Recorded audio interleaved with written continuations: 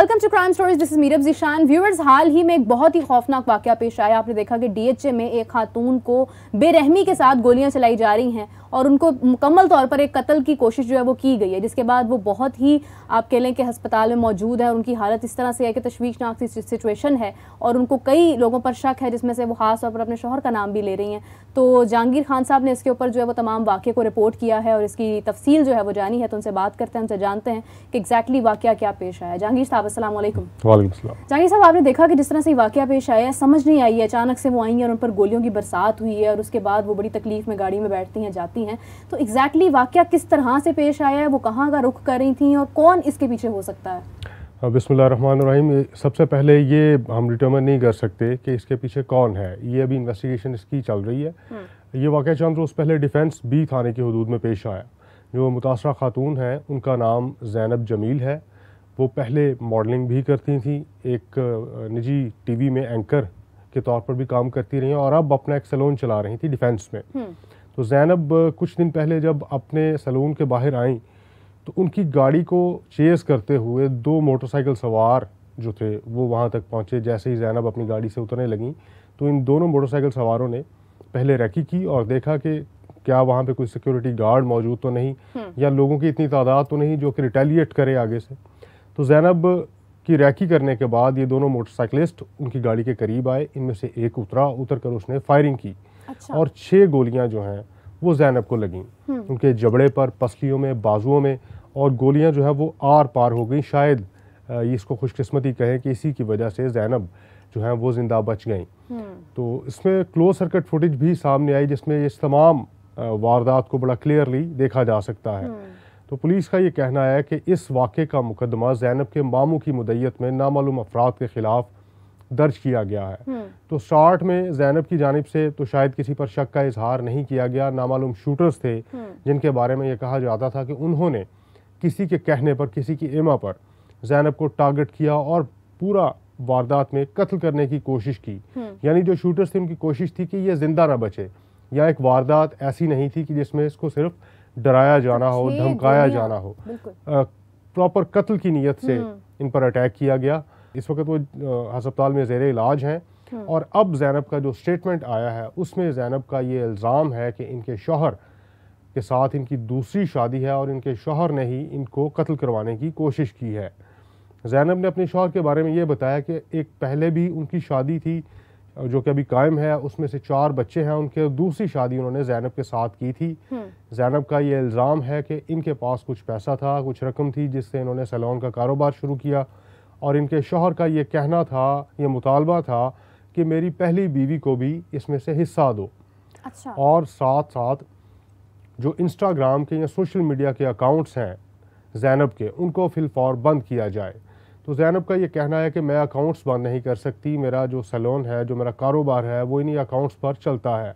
मेरे कस्टमर्स जो हैं वो इन्हीं अकाउंट्स के ज़रिए मुझ तक राब्ता करते हैं और मेरे तक आने की कोशिश करते हैं। एक मतलब उनका ये कहना है कि ये सोर्स ऑफ इनकम का एक बड़ा पोर्शन जो है सोशल मीडिया है। तो शौहर की जानिब से ये कहा जा रहा था, मुतालबा किया जा रहा था कि अपने सोशल मीडिया अकाउंट्स को बंद करो और पहली बीवी को भी अपने कारोबार में से हिस्सा दो। अब ये इल्ज़ाम है, इसमें कितनी हकीकत है ये तो तफ्तीश मुकम्मल होने के बाद ही पता चल सकेगा। पुलिस ने अब तक इस वारदात में तफ्तीश के दौरान 2 अफराद को हिरासत में लिया है जो कि मुलाजिम बताए जाते हैं ज़ैनब के और उनके शौहर के। अच्छा। जो फायरिंग करने वाले शूटर्स हैं उनका अभी तक कोई सुराग पुलिस को नहीं मिल सका। जहाँ तक इल्ज़ाम की बात है तो ज़ैनब का ये जो इल्ज़ाम है अब इसको बयान हल्फी के तौर पर, तहरीरी बयान के तौर पर FIR का हिस्सा बना दिया गया है। पुलिस का ये कहना है कि ज़ैनब के शौहर की गिरफ्तारी की कोशिशें भी की जा रही हैं क्योंकि वारदात के बाद से वो मंजर से गायब हैं। उन्होंने राब्ता करके हॉस्पिटल आने की भी जहमत नहीं की। तो इस इल्ज़ाम को इस शक को या इल्ज़ाम को यकीन में बदलने के लिए बहुत से पॉइंट्स पुलिस का ये कहना है कि हमारे पास मौजूद हैं। इनमें से एक ये भी है कि बीवी को 6 गोलियां लगने के बावजूद शौहर का उसके हॉस्पिटल तक या स्पॉट तक ना आना एक बड़ा एविडेंस या इसको एक शुबा करार दिया जा सकता है। लेकिन अभी इस पर तफ्तीश जारी है। खातून का ये भी इल्ज़ाम है कि अब हॉस्पिटल में भी उसको थ्रेट किया जा रहा है, धमकियाँ दी जा रही हैं, मुख्तलिफ मैसेजेस किए जा रहे हैं। कल एक ख़त जो है मुबैना तौर पर उनकी जानिब से सामने लाया गया था कि 2 माह पहले ये धमकियाँ में इस ख़त जो है वो मुझे मिला था, और मेरे शौहर के जो कुछ मैसेजेस हैं, स्क्रीनशॉट्स हैं, उन्होंने वो शो किए हैं, और उसमें ये कहा जा रहा है कि तुम्हें छोड़ा नहीं जाएगा।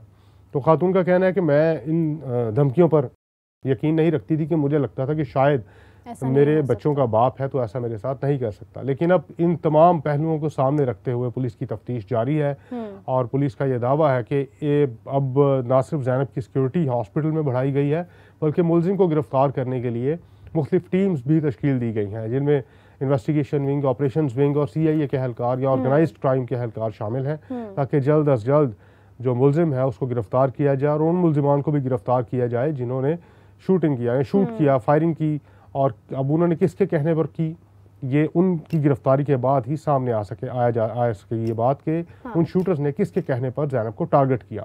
और जहाँ तक बात है शौहर की गिरफ्तारी की, अगर शौहर गिरफ्तार हो जाते हैं ज़ैनब के, तो फिर तो सारा मामला खुलकर सामने आ जाएगा। क्या वाकई उन्होंने अपनी बीवी को कत्ल करवाने के लिए कोई पेड असैसिन्स को हायर किया, या कोई और वजह थी, या जो कत्ल करने वाले की कोशिश करने वाले लोग हैं वो कोई और हैं, किसी और के कहने पर उन्होंने ये फायरिंग की। तमाम मामला अभी ज़ेर तफ्तीश है, मुख्तलिफ पहलुओं पर इसकी तहकीकात जारी हैं।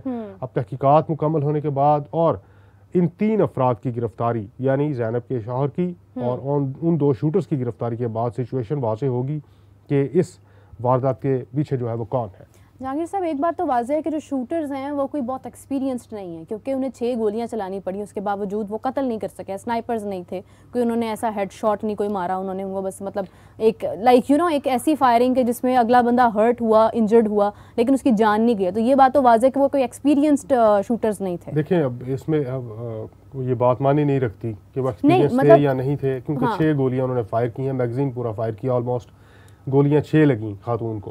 अब उसकी खुशकिस्मती उसकी खातून की, या उसकी जिंदगी अल्लाह पाक ने लिखी हुई थी कि वो बच गई, गोलियां जो है वो आर पार हो गई। मेरा मतलब मकसद ये है इस बात का कि अगर शौहर ने किसी को हायर करना होता कत्ल करने के लिए, तो वो तो कोई स्नाइपर भी कर सकते थे। नहीं, स्नाइपर नहीं, शूटर्स को हायर किया जाता है, पेड असैसिन्स को हायर किया जाता है। स्नाइपर कुछ और टर्म है, वो कुछ और टर्म है। शूटर्स कहा जाता है, उनको टारगेट किलर्स कहा जाता है, पेड असैसिन्स कहा जाता है, कॉन्ट्रैक्ट किलर्स कहा जाता है। तो ये कॉन्ट्रैक्ट किलर्स ही हैं। अब वो किस हद तक अपनी इस वारदात में कामयाब हुए हैं ये अब हमारे सामने है, लेकिन जो उनका तरीका वारदात है वो ये बताता है कि वो प्रॉपर ट्रेनिंग और रैकी के साथ जो है उन्होंने अपने टारगेट को हिट किया है। 6 गोलियां फायर की हैं और पूरा रैकी करते रहे हैं वारदात से पहले, गोलियां चलाने से पहले। अब 6 गोलियां जो है वो खातून के जबड़े पर लगी हैं। अमूमी तौर पर अल्लाह ताला अपने ईमान में रखे, किसी की मौत के लिए 1 गोली भी जो है वो काफ़ी होती है, लेकिन ये 6 गोलियां उस खातून को लगी हैं। अब उसकी ज़िंदगी अल्लाह ताला ने बचानी थी, वो बच गई। अब गिरफ्तारी के बाद जो है मज़ीद इस वाक़े के हवाले से हक़ाइक़ सामने लाए जाएंगे। पुलिस ने उस CCTV कैमरे के अलावा जो रूट है जहाँ से ये लोग जो शूटर्स हैं, जो कॉन्ट्रैक्ट किलर्स हैं, उस खातून को चेस करते हुए वहाँ तक पहुँचे, उन रूट के जो कैमराज हैं उनकी फुटेजेस भी हासिल की हैं। इसको रूट ट्रैकिंग कहते हैं कि रूट को ट्रैक किया जाए कि ये कहाँ से इन्होंने खातून को चेस करना शुरू किया और कहाँ पर आके रुके। इसके बाद फायरिंग करने के बाद ये लोग किस तरफ इन्होंने फ़रार होने की कोशिश की, ये सारी रूट ट्रैकिंग है। और रूट ट्रैकिंग से ये तयन किया जाता है कि जो अक्यूज्ड है या जो कॉन्ट्रैक्ट किलर है उन्होंने कौन सा रूट इख्तियार किया और कौन से रूट से फ़रार हुए, ताकि उनकी जो आखिरी ठिकाना है जहाँ पर वो मुमकिन तौर पे जाके छुप सकते हैं, पनाह ले सकते हैं, वहाँ पर भी रेड किए जाएँ।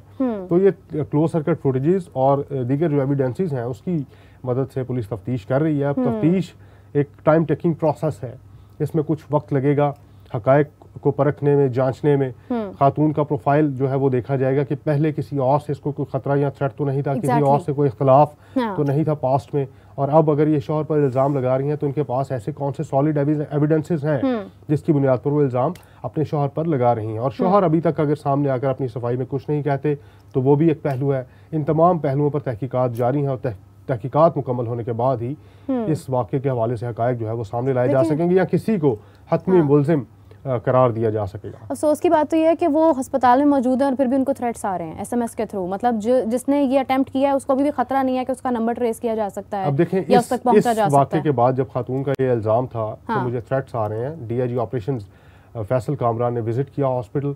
खातून की जो सिक्योरिटी वहाँ पर डिप्लॉय की गई है उसको मज़ीद बढ़ाया गया और यकीन दहानी करवाई गई कि जल्द अज जल्द मुलजिम जो है उनको गिरफ्तार किया जाएगा। और कोशिश की जाएगी कि इस सिक्योरिटी को कोई ब्रीच ना करें या दोबारा से इस खातून को हिट करने की कोशिश ना करें। और बज़ाहिर ऐसे कोई इम्कानात भी नहीं है क्योंकि हॉस्पिटल के अंदर खातून है, बाहर पुलिस की सिक्योरिटी है, कांस्टेबल्स डिप्लॉय किए गए हैं। तो अब ये देखना है कि पुलिस इस केस की तफ्तीश में कब तक हकायक सामने लाती हैं, ये जो मुल्जिमान हैं, जो असल एक्चुअल मुल्जिम हैं, उनको कब तक गिरफ्तार किया जा सकता है। बिल्कुल सही है, बहुत शुक्रिया जहांगीर खान साहब। आपका स्टोरी जो है ये काफ़ी ज़्यादा हम देख रहे हैं कि हर जगह पर हमें नज़र आ रही है, मगर इसके पीछे क्या तफसील है, कौन हो सकता है, और एक बहुत कन्फ्यूजिंग सा एक असर नज़र आ रहा है, क्योंकि जिस तरह से वो अपने शौहर को इस चीज़ का इल्ज़ाम दे रही हैं, शौहर पहले थ्रेट भी करते रहे हैं और अब वो मंजर आम से गायब हैं। फिर जो शूटर्स हैं जिनका, जैसे कि जहांगीर खान साहब ने बताया कि शूटर्स जो हैं उनसे एक अटैम्प्ट हुआ, कोई मतलब 6 गोलियां चली और वो जिस तरह से आर पार हुई हैं, तो उससे मेरा एक माइंड ये कह रहा है कि पता नहीं क्या स्टोरी है। हो सकता है कि वो शौहर ना हो, कोई और हो, और उसने खुद ज़ाती तौर पर जो है वो कोई हमला करने की कोशिश की हो। तो पुलिस की सारी तफ्तीश जारी है। उम्मीद करते हैं कि कुछ ही अरसे तक इसकी तमाम डिटेल्स हमारे सामने आ जाएंगी, तो फिर अपने व्यूअर्स के साथ इसको शेयर करेंगे। मुझे इजाज़त दीजिए नाज़रीन, आपसे मुलाकात होती है नेक्स्ट एपिसोड में। तब तक के लिए अल्लाह हाफ़िज़।